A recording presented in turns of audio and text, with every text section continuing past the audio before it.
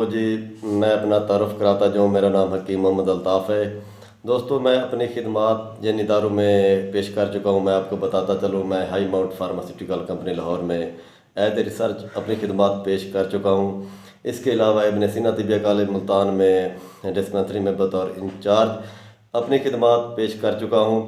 दोस्तों, आज मैं जिस मौजू पे बात करना चाहूँगा वो एक अहम तरीन मौजू है।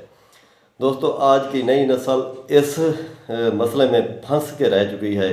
तो दोस्तों, आज का जो हमारा मौजू है वो है मुश्तज़नी। मुश्तज़नी के नुकसानात और उसके इलाज पे तफसीलन बात करेंगे। दोस्तों, मुश्तज़नी एक ऐसा बदफेल काम है जिससे आजकल हमारी नई नस्ल तबाह हो चुकी है, बर्बादी की तरफ जा रही है, अपनी ज़िंदगियां गंवा रही है। दोस्तों, इसके नुकसानात मैं बताता चलूँ। इसमें जो इस तरह का जो मरीज़ होता है वो अक्सर तन्हाई इख्तियार कर लेता है।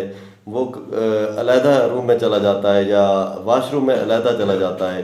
ज़्यादातर वो तन्हाई में रहने की कोशिश करता है, दोस्तों से मिलना जुलना बंद कर देता है, रिश्तेदारों से मिलना जुलना बंद कर देता है। इस तरह बहन भाइयों से जो है ना वो थोड़ा दूर हो जाता है, वो तन्हाई का शिकार हो जाता है। वो चाहता है कि मैं तन्हा होकर मैं मुश्तज़नी कर लूँ।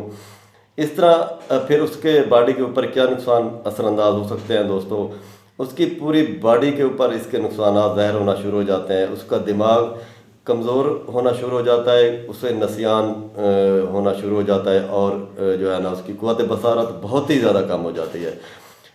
ख़ास तौर पर हड्डियों में विटामिन डी की कमी हो जाती है, मैग्नीशियम की कमी हो जाती है और जिंक की बहुत ज़्यादा कमी हो जाती है। वक्त के साथ साथ वो बहुत ज़्यादा कमज़ोर हो जाता है और जो है ना एचबी लेवल भी उसका बहुत कम हो जाता है। हत्ता कि उसके दिमागी कमज़ोरी इतना हो जाती है कि वो भूलने की आदत हो जाती है। दोस्तों, बहुत ही ये जो है ना इसके गंभीर किस्म के नुकसान आते हैं जो नई नस्ल को नहीं पता। वालिदैन को चाहिए कि उन्हें जो है ना काउंसलिंग करें अपनी औलाद की, अपने बच्चों की। तो उनको बिज़ी रखें, उनको चाहिए कि वो जिम यूज़ करें, खेलों की तरफ जाएं, ज़्यादा अपने आप को मसरूफ़ रखें, शादियाँ अटेंड करें, आउटिंग पे चले जाएं। सबसे बेहतरीन तरीका जो इसका है कि वो इबादत करें, बावज़ू रहें, ज़हन को पाक साफ़ करें, तो फिर ये इस तरह इस मर्ज़ से बच सकते हैं। दोस्त को इसका मैं इलाज थोड़ा सा मैं आपको बता देता हूँ। इसके अलावा आप ये भी कर सकते हैं, तो काफ़ी हद तक आप इससे बच सकते हैं।